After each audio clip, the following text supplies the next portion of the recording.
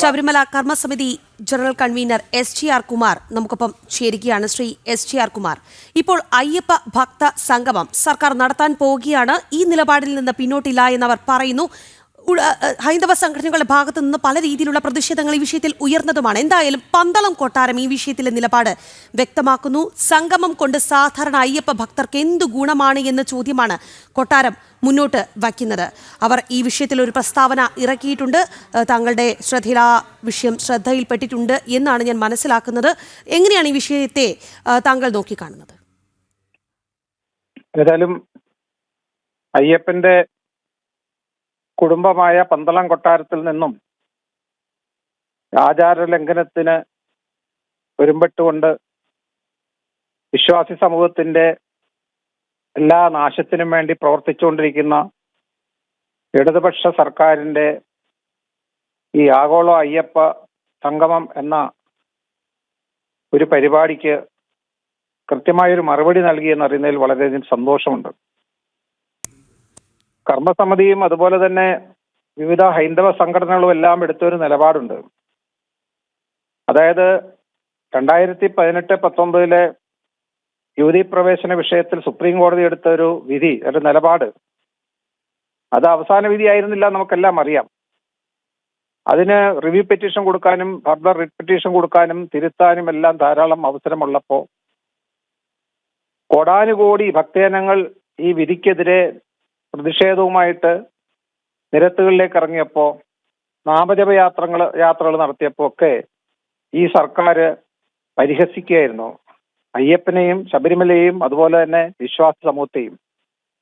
അത്തരത്തില് വളരെ ഹീനമായ പ്രവൃത്തി ചെയ്ത ഒരു ഇടതുപക്ഷ സർക്കാർ ഒരു കാരണവശാലും ഇനി അവരെന്ത് ചെയ്തു എന്ന് പറഞ്ഞാലും അവര് ഭക്തജനങ്ങൾക്ക് വേണ്ടി അല്ലെങ്കിൽ ശബരിമലയ്ക്ക് വേണ്ടി എന്ന് പറഞ്ഞുകൊണ്ട് ഈ പമ്പയിൽ നടത്താൻ ശ്രമിച്ച ഈ അയ്യപ്പ സംഗമം ഒരു വിധത്തിലും ഒരു ഭക്തനും അംഗീകരിക്കുന്നതല്ല.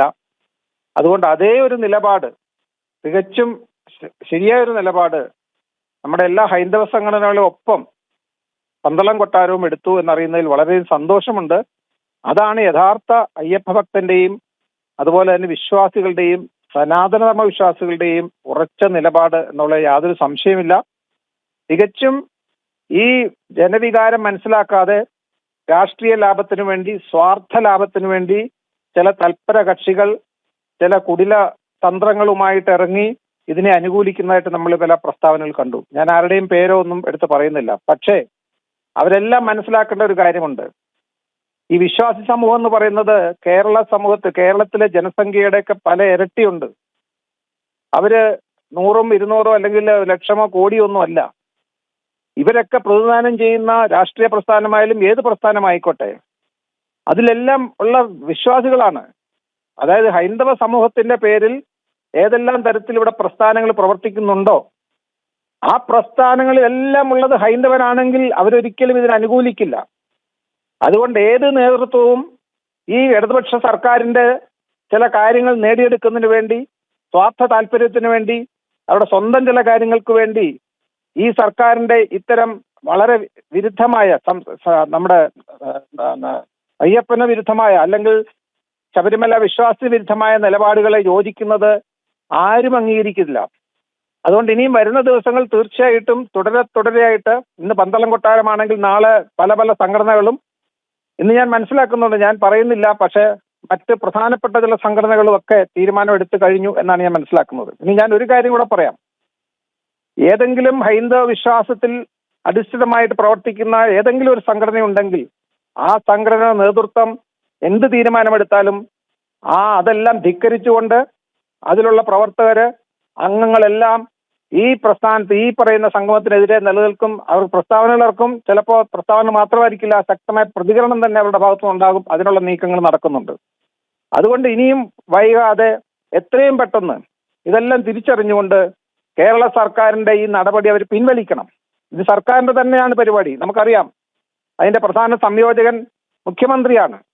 ഈ പത്രസമ്മേളനം നടത്തുകയും മറ്റ് സംസ്ഥാനങ്ങളിൽ പോയി മറ്റ് മന്ത്രിമാരെയും രാഷ്ട്രീയക്കാരെയും ഒക്കെ ക്ഷണിക്കുന്നതെല്ലാം ചെയ്യുന്ന ആരായിരുന്നു നമ്മൾ കണ്ടതാണ്. ഇവിടുത്തെ ദേവസ്വം മന്ത്രിയാണ്, ഒരു രാഷ്ട്രീയക്കാരനാണ്. ഇവരൊന്നും ദൈവവിശ്വാസികളല്ല. ദേവസ്വം ബോർഡിനെ പോലും കവച്ചു വെച്ചുകൊണ്ട് തികച്ചും രാഷ്ട്രീയ ലാഭത്തിന് വേണ്ടി ചില ദുഷ്ടലാക്കുകൾക്ക് വേണ്ടിയിട്ട് ഈ സർക്കാർ നടത്തുന്ന ഈ ഹീനമായ നടപടി എത്രയും പെട്ടെന്ന് പിൻവലിക്കണം. ഇന്ന് തന്നെ ദേവസ്വം ബോർഡിന്റെ പ്രസിഡന്റിന്റെ ഒരു പ്രസ്താവന ഇറങ്ങിയെന്ന് ഞാൻ മനസ്സിലാക്കുന്നത്. വിശ്വാസി സമൂഹത്തിന് അനുകൂലമായിട്ട് സുപ്രീം കോടതിയിലുള്ള അവർ കൊടുത്തിരിക്കുന്ന സത്യവാങ്മൂലത്തിൽ മാറ്റം വരുത്താൻ സാധിക്കുമോ എന്ന നിർദ്ദേശം സ്വീകരിക്കും, അതിനെക്കുറിച്ച് ആലോചിക്കും എന്ന് പറഞ്ഞത്. അവരാരുടെ നിർദ്ദേശമാണ് സ്വീകരിക്കേണ്ടത്? ലീഗൽ നിർദ്ദേശമല്ല അവർക്ക് വേണ്ടത്. അത് ബഹുമാനപ്പെട്ട കേരള മുഖ്യമന്ത്രി ശ്രീ പിണറായി വിജയന്റെ നിർദ്ദേശമാണ് അവർക്ക് വേണ്ടത്. കാരണം എന്തുകൊണ്ടാണ് നടന്നത്?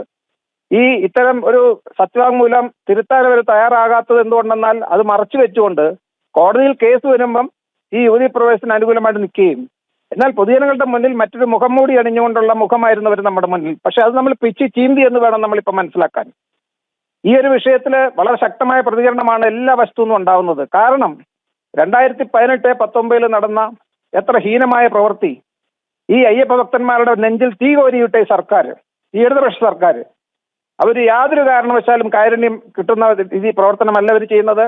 നീ അയ്യപ്പന് വേണ്ടി അവർ എന്ത് ചെയ്തു എന്ന് പറഞ്ഞാൽ നെഞ്ചു പിളർന്ന് കാണിച്ചാലും ഇവിടെ വിശ്വാസ സമൂഹം അത് വിശ്വസിക്കാൻ പോകുന്നില്ല. അത് അവർ ഇനിയെങ്കിലും മനസ്സിലാക്കണം. അതുകൊണ്ട് യാതൊരു കാരണവശാലും ഇത്തരത്തിലുള്ള നാടകം നടത്താനായിട്ട് നാട്ടിൽ അനുവദിക്കില്ല. ഞാൻ വീണ്ടും പറയുകയാണ്, 2018-19 ഹിന്ദു അല്ല ഇന്ന് കേരളത്തിലുള്ളത്. അതിശക്തമായ വികാരത്തോടുകൂടി ഏത് തലത്തിലും ഹിന്ദുവിന്റെ സംസ്കാരം നിലനിർത്താനും ഭാരതത്തിന്റെ സംസ്കാരം നിലനിർത്താനും സനാതനത്തെ നിലനിർത്താനും ധർമ്മ പോരാളികളായിട്ട് മാറാനായിട്ട് തയ്യാറെടുത്തുകൊണ്ടിരിക്കുന്ന ഒരു ജനസമൂഹമാണ് ഇവിടുത്തെ ഹിന്ദു സമാജം. അത് ഇനിയെങ്കിലും ഇവർ മനസ്സിലാക്കണം. അതുകൊണ്ട് യാതൊരു വിധത്തിലും ഇവർക്ക് ഈ വിഷയമായിട്ട് മുന്നോട്ട് പോകാൻ സാധിക്കില്ല.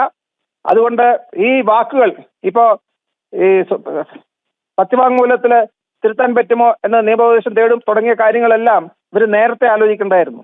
പക്ഷേ അവർക്ക് ഇനിയെങ്കിലും ചെയ്യാൻ പറ്റുന്നത് എന്തായാലും ഈ വൈകിയ വേളയിൽ ഈ സംഘവുമായിട്ട് മുന്നോട്ട് പോയാൽ അതിശക്തമായ പ്രതിഷേധം ഉണ്ടാകും. അതിന് യാതൊരു സംശയമില്ല.